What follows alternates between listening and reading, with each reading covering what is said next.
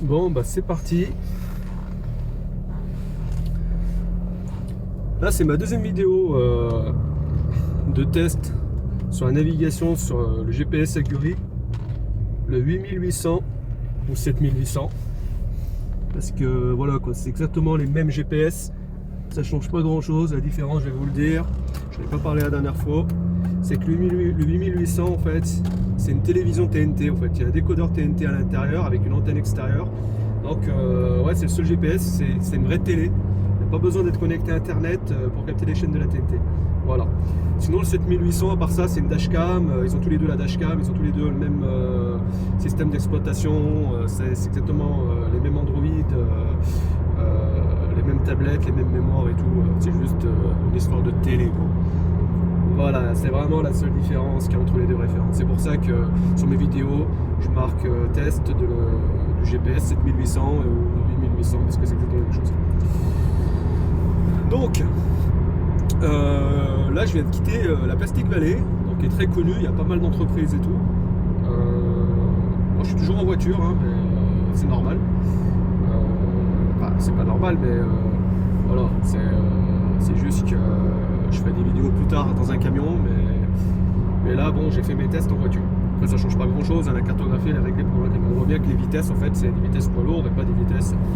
Parce que la cartographie voiture, comme tous les GPS poids lourds, au démarrage, au fait, quand on démarre GPS, bah, ça te demande si tu veux que ça soit en mode voiture ou en mode camion. Voilà, donc tu as quand même un GPS voiture. Même si tout le monde sait que tout le monde utilise leur smartphone maintenant quand on est en voiture, hein, que personne n'utilise de GPS comme ça. À part les chauffeurs routiers. Et encore, il y a beaucoup de chauffeurs qui préfèrent rester avec le GPS de Google. Donc dans cette vidéo là, je voulais juste vous montrer 2-3 spécificités du GPS que j'ai pas pu vous montrer la dernière fois. Un truc important, c'est que voilà, là je sais pas si on le voit bien, il prévient quand même que bien à l'avance, 400 mètres avant, qu'il va y avoir des virages. Alors un coup il va dire un coup à droite, un coup à gauche, donc il pourrait faire des chicanes, mais non, mais voilà, on a plusieurs fois le panneau. Ça veut dire tout simplement qu'il y aura plusieurs virages. C'est juste pour nous prévenir de faire attention à la marchandise. Forcément, j'ai déjà parlé, on peut se faire surprendre assez rapidement. Et puis les dénivelés, il va faire pareil. Vous allez voir, à un moment donné, on va se taper une grosse descente qui est très très connue dans la région. Parce qu'on est sur la A404, enfin l'autoroute blanche après derrière, c'est l'autoroute la plus chère. Bref, ils ont percé toutes les montagnes pour faire l'autoroute, donc ça a coûté. C'est l'autoroute la plus chère de France, il me semble. Et donc voilà quoi. Là, on va se taper une sacrée descente et du coup, 400 mètres avant, il va nous prévenir, il va nous dire voilà, il va y avoir une descente de 6%, ça aura pu être 8 ou 10. Peu importe. L'avantage aussi, c'est qu'il y a un réglage pour rentrer à l'intérieur du logiciel. On peut régler du genre, je sais pas, s'il est dénivelé de 8%, vous voulez pas, parce que vous avez peur au niveau des freins, ça risque de trop chauffer, ou vous avez peur pour votre marchandise, vous faites ce réglage à l'intérieur, dans le menu, dans les options. Et quand vous demanderez la route pour aller chez les clients, et ben lui, il vous laissera pas passer par ces routes-là parce que vous l'avez dit non. Alors moi je crois que j'ai dû régler à 8%, un truc de malade, hein. Mais ça n'empêche pas que si on arrive sur des dénivelés costauds, 4, 5, 6, c'est déjà costaud, hein. Tous les 100 mètres, tous les 106 mètres, c'est déjà pas mal. Il va t'avertir. T'as 400 mètres pour utiliser tes ralentisseurs et tout et ralentir ton camion. Là on voit les ponts. Alors les ponts, franchement, je trouve qu'il les montre très bien. Je trouve franchement la définition, elle est vraiment bonne. Il y a certains GPS, certaines marques, voilà. Mais ce qui paraît, c'est juste un trait rouge. Là, non, on voit vraiment le panneau avec la hauteur de ce métro. Moi, je suis réglé à 4,20 m. Enfin, moi, je l'ai réglé à 4,20 m. Voilà. Et puis c'est tout. Après, de toute façon, vous ferez votre idée. Hein. Il y a le pour, il y a le contre. J'ai un peu, il y a certaines critiques, que ce soit sur ce GPS ou sur le TomTom, j'ai un peu du mal à comprendre parce que je vois pas comment on peut être très très content. Beaucoup de chauffeurs sont très très contents du TomTom et tout ça. Et comment derrière les gens peuvent balancer c'est de la merde. Parce qu'en fait, moi je serais curieux de savoir ce qui s'est passé dans leur réglage ou qu'est-ce qu'ils ont. Moi honnêtement, quand j'ai eu ce GPS en main, ça s'est pas bien passé tout de suite. Hein. Le bon réglage pour le camion, je l'ai pas trouvé tout de suite. Donc quand on a une nouveauté entre les mains, ça peut être une nouvelle télé, ça peut être n'importe quoi. Hein. On y met un nouvel ordinateur. On n'y maîtrise pas tout de suite. Alors après, quand on conduit, oui, c'est sûr que si on a besoin d'un GPS, c'est tout de suite, maintenant tout de suite. Mais voilà, on n'est pas à l'abri d'avoir une surprise. On voit bien quelle station de service là-bas. Alors, c'est pareil. Ces trucs-là, on n'est pas obligé de tous les mettre. C'est moi qui les ai mis parce que voilà, c'est les POI. Mais sinon, c'est trop surchargé. Mais je trouve qu'en fait, sur cette carte, on les voit pas bien. Bon, moi j'ai pris l'habitude, mais c'est vrai qu'elle est visible. Mais les POI là-dessous, ils sont tellement petits que c'était un peu fatigué.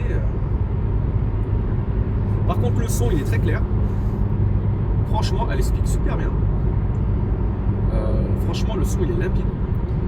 Alors, il n'y a pas besoin de regarder la carte. Hein. Tu fais exactement ce qu'elle dit, tu peux pas te monter. Hein. Par contre, maintenant, prenez la prochaine sortie à droite. une chose est sûre, c'est que honnêtement, c'est vrai que dans un camion, souvent c'est mal insonorisé. À part les derniers camions, ils ont fait non, trop vrai, c'est pas une voiture. Là, on est quand même bien insonorisé. Tiens, un ancien collègue de boulot devant moi. Et puis du coup, bah en fait, à Gury, ils ont pensé à un amplificateur déporté de son. Qui fait aussi kit main libre hein, pour le téléphone. Hein. C'est pas mal. Bah, honnêtement, je l'ai testé, il est à la maison, hein, j'en parlerai une autre fois, dans les accessoires. Franchement, il marche bien. Et le son, il est vraiment puissant et clair. Et ça, à Gury, ils ont tout compris. Parce que c'est vrai que dans un camion, si tu n'entends pas le GPS parler et qu'il faut regarder la carte toutes les 2 minutes, c'est un peu dangereux, un peu compliqué quoi. Donc voilà. Donc autoroute très fréquentée, c'est normal. C'est celle qui va, ça s'inverse, hein, c'est celle qui va Genève, Milan. Donc, beaucoup de chauffeurs qui font de l'inter passent par là. On voit bien, j'en ai déjà parlé hier, hein, en haut à droite, hein, il te dit exactement pendant 17 km tu restes là et dans 17 km il faudra que tu te mettes sur la voie de gauche.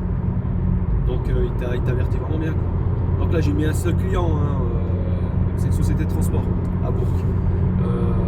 Je suis à 30 km, 21 minutes restantes, vu la vitesse que je roule, bah, il me met en rouge parce que je suis pas censé rouler à 105, hein, c'est 90. J'en ai parlé hier, les vraies vitesses, ils te les met vraiment, les vitesses à 60 km/h et tout. Les autres GPS, je crois qu'on leur a reproché dans le TomTom que les 60 à l'heure, on ne les voit pas forcément. Donc, pareil, dans la descente côté gauche, on ne voit pas, c'est limité à 70 pour les camions, il marque bien 70 en bas à droite. Donc là, c'est en montée, donc il n'y a pas de souci. Donc, je vous le dis, il met vraiment les bonnes limitations. Alors après, peut-être que c'est pas dans tout le pays ou dans tous les autres pays pareil, mais en tout cas, dans les environs, il fait son taf. Quoi. Ça, c'est sûr. Là, comme j'ai expliqué, là où il faut se méfier, il faut utiliser Google Earth et tout, étudier son itinéraire, c'est quand on arrive chez le client. Parce que j'ai réussi à le piéger une fois en ville, c'est pour ça que quand tu es obligé avec ta SMI ou avec ton porteur, hein, traverser des villes et tout, t'es pas à l'abri du GPS, voilà quoi. Je veux dire, t'as intérêt d'avoir étudié un peu le terrain avant parce que tu risques d'avoir des sacrées surprises. Là on voit les interdictions à côté, hein, pas sur l'autoroute et tout.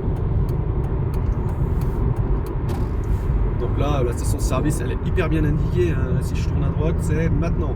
Aire de repos, elle est hyper bien indiquée. Par contre, les POI sont écrits en tout petit. Donc je vous expliquerai la prochaine fois dans une autre vidéo.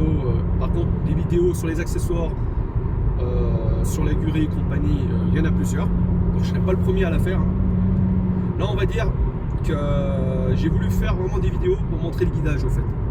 Expliquer la chose. Pour que les gens se rendent... Avertissement. Voilà. L'avertissement sur la descente là, parce qu'on voit bien la voie à droite pour les véhicules lents, c'est limité à 70 km/h bientôt. Regardez, 70, 6% descente dans 500 mètres. Donc vous avez le temps de ralentir. Même s'il y a des panneaux, on voit les panneaux, mais on sait jamais. Des fois, on peut être surpris. Donc, il fait vraiment... moi, je trouve ça cool. Hein. Alors, peut-être que je raconte des conneries, hein, mais il me semble que le TomTom le fait pas. Hein, ce genre de choses. Pareil, les ponts dangereux, pas tous. Surtout sur autoroute. Avertissement. Où il y a... Pareil, virage et descente. Là, je vous le dis, hein, là, la descente, moi, je la descendais, quand j'étais plein, je la descendais à 70 à l'heure. 70. Puis la descente, elle est tellement costaud. Une fois, je me rappelle, j'ai pas fait attention, je suis monté à 100 km/h avec le camion. Donc voilà quoi. Et là, les ralentisseurs, il faut bien les utiliser. On voit bien, hein, on voit bien les collègues qu'on est en train de croiser là. Ils utilisent bien les ralentisseurs à fond. Bah, c'est ceux qui connaissent, c'est le col de Seigne. Donc le col de Seigne, les chauffeurs qui sont passés par là, ils savent très bien ce que c'est. Donc la descente, elle est très longue. Donc voilà, il y a certains ponts en fait, pareil, c'est un triangle. Et il y a le cône en fait du vent qui est affiché pour dire que, bah, surtout quand on circule à vide, bah, que fais gaffe parce que risque de renversement quoi. Je m'y attendais pas, mais il le fait. Dans certains points, il le fait. Quand on sort de Bourg, direction Lyon, bah là il y a pas mal de vent des fois, bah, il t'avertit quoi. Ah ouais, il t'avertit. Donc bon après là, voilà. Là on voit bien 70 km/h tout le long pour les camions. Pour les voitures, c'est 110. Puis pareil, dans le sens inverse, la descente elle est moins costaud, elle est moins longue. Mais c'est pareil, il y a un virage très très serré, donc il nous prévient bien en avance. Et il nous dit c'est 70 km/h. Et en parlant de ça, il y a un chauffeur qui n'est pas à la retraite encore, hein, mais il a 40 ans de métier. Il m'a formé la première semaine avant que je fasse de la messagerie. Il m'a dit les vitesses, c'est pas, surtout quand on n'a pas d'expérience ou peu d'expérience au départ, et ben, les vitesses affichées, c'est surtout pour les chauffeurs poids lourds et c'est pas pour les chiens. Voilà comme il m'a sorti ça. Et il m'a dit s'ils mettent ces vitesses là, c'est pas pour rien. Et donc il m'a conseillé de bien les respecter. Il a tout à fait raison. Il a tout à fait raison. Parce que bon, quand on circule, on fait 40 tonnes, c'est une chose, mais quand t'as la SMI qui est quasiment vide, et ben, un peu trop vite dans le virage ou bien un gros coup de vent, tu peux avoir un petit coup les chocottes. Voilà. Donc moi la messagerie, je trouve que ça a été cool d'en faire. Parce qu'on m'a dit ouais c'est la merde, c'est ça. Alors oui, à 6h du matin c'était le bordel. Oui, c'est vrai que les palettes des copains qui étaient mélangées avec moi, il fallait aller chercher chez les voisins les autres palettes. Mais au moins t'organisais ta soirée, t'organisais ta. Voilà, je suis fatigué. T'organisais ton truc quoi, c'est toi qui faisais ta tournée, comme tu avais envie, c'est toi qui chargeais ton camion, c'est toi qui déchargeais, bon tu faisais tout. Et franchement, c'est une superbe expérience. Franchement, génial. Je ne regrette rien. Mais bon, j'ai compris une chose hein, quand j'ai fait la messagerie. Après, chacun. Honnêtement, il y a des gars qui sont en messagerie depuis 40 ans, ils prennent leur pied. Hein. Ils sont heureux, mais heureux, voilà. Après, le transport, c'est vaste. Hein. J'apprends rien à personne. Moi, j'ai compris une chose, c'est que j'aime bien conduire. À 6h du matin, je prenais mon pied. Je pouvais faire 10 heures par jour. J'étais heureux. J'adore conduire. J'adore être au volant. Alors, sauf que 30 clients par jour, 35, ça dépend, hein, hors ramasse, descendre toutes les 2 secondes du camion. J'avais une sacrée tournée, hein.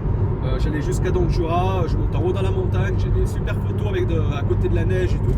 Franchement, c'est des super souvenirs. Mais non. Donc, je pense qu'un jour, je ferai du NAS.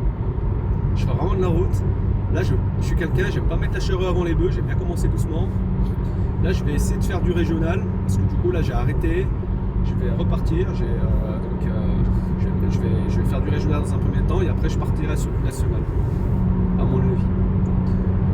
Donc voilà, après, je ne vais pas raconter ma life, mais voilà. J'ai été plus de 20 ans dans l'industrie du plastique.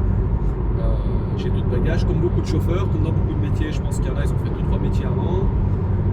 Je ne suis pas le premier ni le dernier. Nos histoires. Après, ça reste quand même de l'expérience. C'est pas comme si on avait 20 ans, on n'avait rien appris de la vie et puis on est rentré dans le transport, on connaît que ça.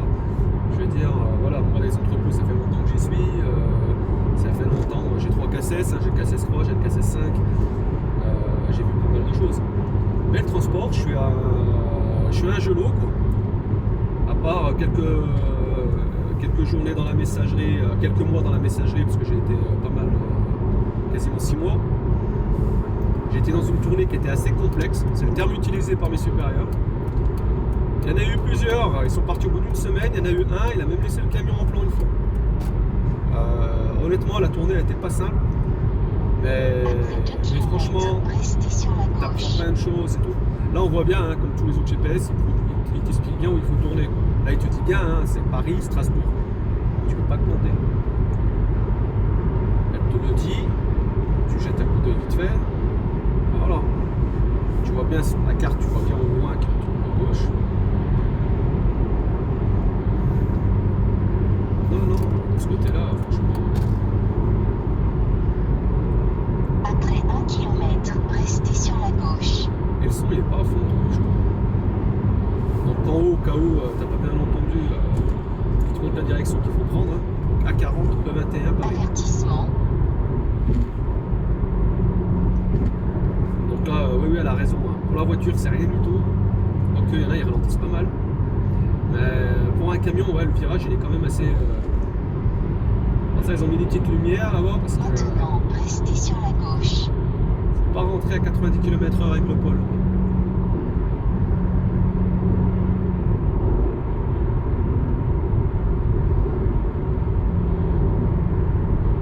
Ouais, et puis dans 10 km, il nous dit où tourner. Non, je trouve qu'il est clair et précis. Encore une chose, quand on règle... Là, il est pas vraiment en face de moi. Hein. Je l'ai réglé par rapport à mon téléphone. Quand vraiment on règle le GPS en face, tout à l'heure, il y avait pas mal de soleil. Je voyais super bien. Alors, il y en a, ils ont critiqué se disant on voit pas bien, je sais pas quoi, ça fait des... Non, mais franchement, on voit super bien. Par contre, quand je filme de travers, ah ouais, ça fait des reflets, on voit pas grand-chose. Mais bon, voilà. Ça, c'est... Moi, personnellement, de la façon qu'il était... Là, par exemple, je suis sûr et certain de la façon que le GPS il est réglé, il n'y a plus de soleil, ça doit briller dans tous les sens.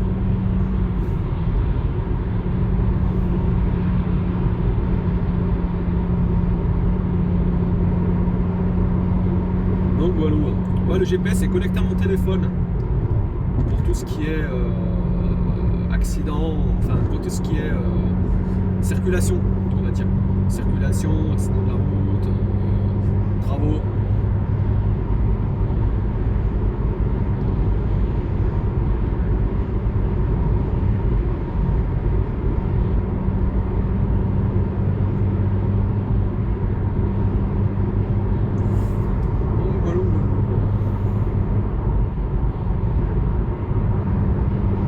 Pareil, il y a un truc que j'aime bien dans le transport, c'est qu'en fait c'est tellement large. Parce qu'en fait, en gros, voilà, on peut faire du frigo. C'est comme le frigo, j'en ai parlé tout à l'heure. Il y en a qui m'ont dit ouais, mais tu vas te faire chier, tu vas machin. Comme la messagerie. Et j'ai dit non, mais ouais, sûrement, peut-être. Mais voilà, tu vas faire du frigo, tu vas te taper toutes les supérettes, etc. Tu vas te taper, comme moi en messagerie, 30 km par jour, ça se trouve c'est encore pire. Hein. Tu vas te taper, honnêtement, les mecs qui étaient en ville et tout avec les porteurs, tu vas se faire chier à rentrer dans les petites supérettes de merde et tout. Et en semi, ça va pas être simple. Oui, peut-être que ça. Et puis il y en a en frigo, bah, ils chargent eux-mêmes leurs marchandises, ils font tout quoi. Comme en messagerie, pareil, sauf qu'ils caillent. Et que voilà, et puis t'as ton système derrière pour refroidir. Et puis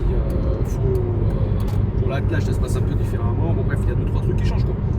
Et puis il faut mettre du mazout, il y a son propre réservoir, la semi a son propre réservoir à l'arrière. Donc avant de démarrer le frigo, bien contrôler qui est du fuel, c'est du fuel. Voilà, il y a 2-3 bricoles comme ça. Et puis sinon, du frigo, ça peut être tout simplement, tu fais les grandes plateformes. Tu vas te taper quoi, 3 clients dans la journée, 3 à 6. Il y en a, je sais qui se tapait 6. Ça, genre de truc, franchement, moi, ça pourrait me plaire. Moi, c'est ça que j'essaie de faire. Et ce qui est bien dans le transport, c'est qu'en fait, il y a de tout pour tout le monde. Voilà.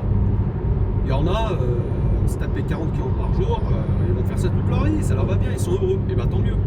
Et il y en a d'autres, ils vont faire de l'inter. Il y en a, tu ne vas même pas leur demander de découcher un jour.